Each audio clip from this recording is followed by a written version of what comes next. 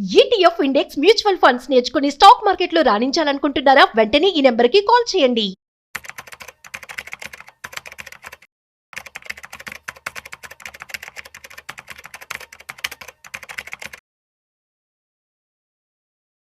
నమస్తే, welcome back to Suman TV. Present మనతో పాటు ఉన్నారు స్టాక్ మార్కెట్ అనలిస్ట్ సుందరామరెడ్డి గారు. నమస్తే సార్. నమస్తే మ్యామ్.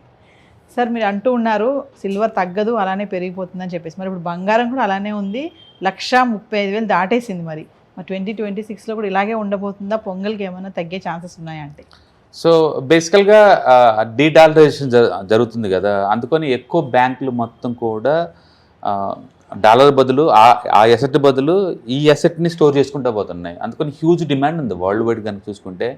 అండ్ రెండోది, సెంట్రల్ బ్యాంక్స్ కొంటున్నా కూడా ఇంత ముందులాగా ట్రాన్స్పరెన్స్గా రిపోర్ట్ చేయట్లా. ఫర్ ఎగ్జాంపుల్ చైనా ఉందనుకోండి, గోల్డ్మెన్ సాక్స్ రిపోర్ట్ ప్రకారం వాళ్ళు సెప్టెంబర్ మంత్లో వాళ్ళు అఫీషియల్గా కొన్నది 1.5 టన్స్ అంతే. బట్ రిపోర్ట్ చేయకుండా కొన్నది 12 టన్నులు. అంటే ఒక్కొక్కళ్ళు 10x దాచుకుని మరీ కొంటున్నారు. అంత హ్యూజ్ డిమాండ్ వస్తుంది వరల్డ్ వైడ్గా దానికి. అందుకని సెంట్రల్ బ్యాంక్స్ నుంచి కావచ్చు, ఇటు పబ్లిక్ దగ్గర నుంచి కావచ్చు, ఇన్వెస్ట్ నుంచి కావచ్చు, అండ్ అబ్నార్మల్ డిమాండ్ నడుస్తుంది.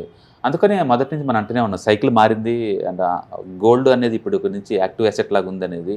అందుకని మెజారిటీ సెంట్రల్ బ్యాంక్స్ అన్నీ కూడా వాళ్ళ దగ్గర రిజర్వ్ ఉన్న మనీ మొత్తాన్ని గోల్డ్ రూపంలో స్టోర్ చేసుకుంటూ పోతున్నారు. ఎందుకంటే వాళ్ళు క్లియర్గా అర్థమవుతుంది లాస్ట్ 4 years 5 years నుంచి గోల్డ్లో కనుక స్టోర్ చేస్తే వాళ్ళకి అసెట్ వాల్యూ 12 to 15% పెరుగుతుంది.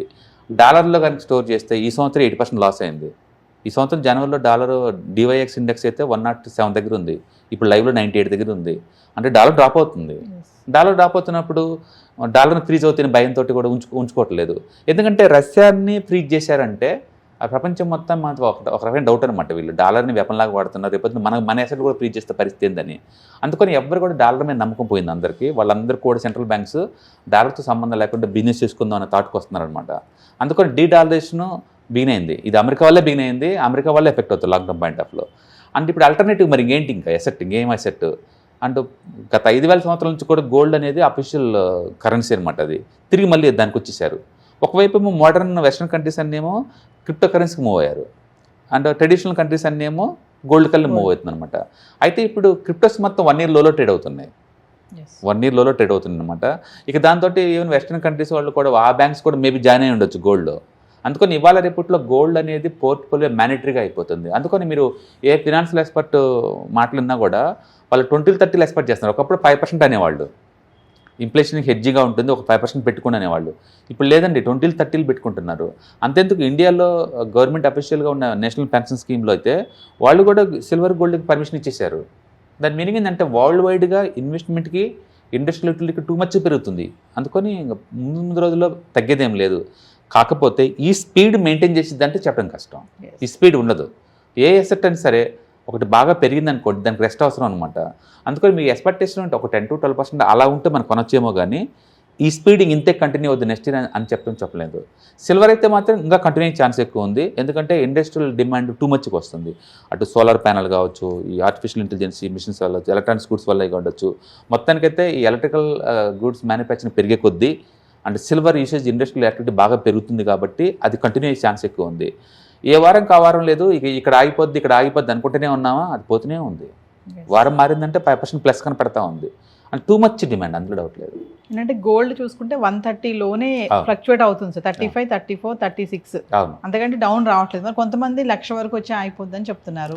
వస్తే గాడ్ గ్రేస్ బెటర్ అనమాట. ఎందుకంటే షాప్కి వెళ్ళి చూస్తే మనకు భయం వేస్తుంది.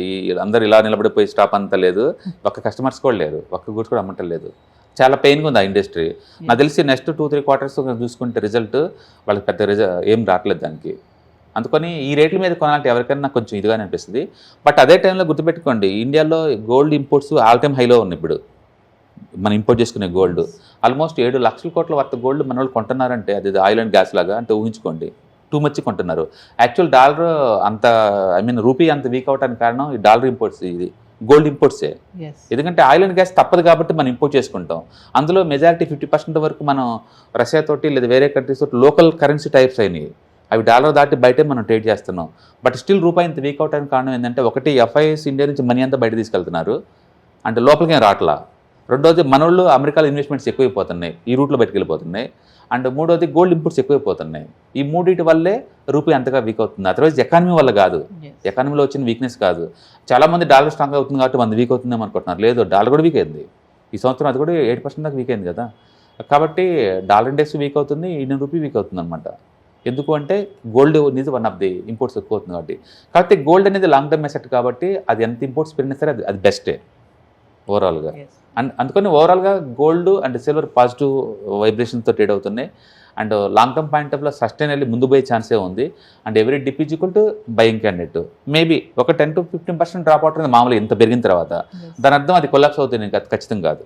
అంటే ప్రెసెంట్ సిచ్యువేషన్లో గోల్డ్ కమ్ సిల్వర్ అంటే ఎందులో ఇన్వెస్ట్మెంట్ చేస్తే బెస్ట్ అంటే రన్ అయితే రెండు కలిపి కంబైన్డ్ అసెట్స్ ప్యాసివ్ ఫండ్స్ బోల్డ్ అని వచ్చినాయండి, దాంట్లో తీసుకోవచ్చు.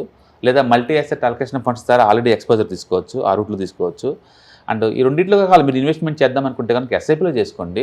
అండ్ 1 or 2 years టార్గెట్ పెట్టుకోండి, మరి 1 week 10 days అలా కాకుండా. బట్ చాలా స్పీడ్గా మూవ్ అవుతుంది, అందులో డౌట్ లేదు. ఎంత అంటే కొత్త పెట్టాలంటే భయం వేస్తుంది, అది మళ్ళీ ఇనుకుపోతే ఎంత స్పీడ్ పడిద్ది అంతగా పోతుంది అనమాట. It's wonderful year 2025 means silver and gold అలా చరిత్రలు నిలబడుద్ది నెక్స్ట్ 10 years దాకా. సో మరి కమింగ్ అప్ 27, 28 మన క్లాసెస్ ఉన్నాయి 2 days ఈవినింగ్. ఏం చెప్పబోతున్నారు క్లాసెస్లో? ఎవ్రీ వెబినార్కి ఎవ్రీ మంత్ మనం 2 times వెబినార్ కండక్ట్ చేస్తూ ఉండండి. దీంట్లో మీకు ఆన్లైన్ వెబినార్ కాబట్టి కంఫర్ట్ టైంలో మీరు అటెండ్ అవ్వచ్చు మీ ప్లేస్ నుంచి మీకు. And ETFs, index funds, mutual ఫండ్స్లో మీకు ఇస్తారు. మీరు బిగినర్ అయినా లేదా ఎక్స్పీరియన్స్ అయినా కూడా మీకు అది బాగా యూజ్ అవుద్ది. మీకు ఎలాంటి బేసిక్ నాలెడ్జ్ లేదు, మార్కెట్లో స్ట్రగుల్ అవుతున్నాం అనుకున్న వాళ్ళకి ఈ ట్రైనింగ్ మీకు బాగా యూజ్ అవుతుంది అనమాట. సో వ్యూవర్స్, మరిన్ని వివరాల కోసం December 27, 28 సాయంత్రం జరగబోయే ఆన్లైన్ క్లాసెస్కి ఎన్రోల్ చేసుకోండి. మరి దాంట్లో మ్యూచువల్ ఫండ్సా, స్టాక్ మార్కెటా, ఇండెక్స్ ఫండ్స్ ఎలా చేయాలి, దేంట్లో ఇన్వెస్ట్మెంట్ చేస్తే మనకు ఆప్షన్స్ బాగుంటాయి అనేది తెలుసుకోవాలనుకుంటే ఖచ్చితంగా కింద కనిపిస్తున్న నెంబర్కి కాల్ చేయండి. మర్చిపోద్దు December 27, 28 evening online classes. Hi, నేను మీ సుందర రామిరెడ్డి. ఈ వాలటిలిటీ మార్కెట్లో మనీ ఎలా మేక్ చేయాలని ఆలోచిస్తున్నారా? అంటే స్టాక్ మార్కెట్ బాగా బ్లీడ్ అవుతున్న ఈ టైంలో పోర్ట్ఫోలియోస్ అన్ని కూడా బ్లీడ్ అవుతున్నాయా? అండ్ ఈ వాలటిలిటీని ఎలా హ్యాండిల్ చేయాలి, లాంగ్ టర్మ్లో మంచి పోర్ట్ఫోలియో ఎలా బిల్డప్ చేయాలో ఆలోచిస్తున్నారా? అలాంటి వాళ్ళ కోసమే ఈ వెబినార్. రాబోయే ETFs, index funds and mutual funds వెబినార్లో పార్టిసిపేట్ చేయండి. మీ నాలెడ్జ్ పెంచుకొని రిస్క్ని మినిమైజ్ చేసుకోండి. స్టాక్ మార్కెట్లో ఉన్న ఇలాంటి వాలటిలిటీని ఎలా హ్యాండిల్ చేయాలో తెలుసుకోండి.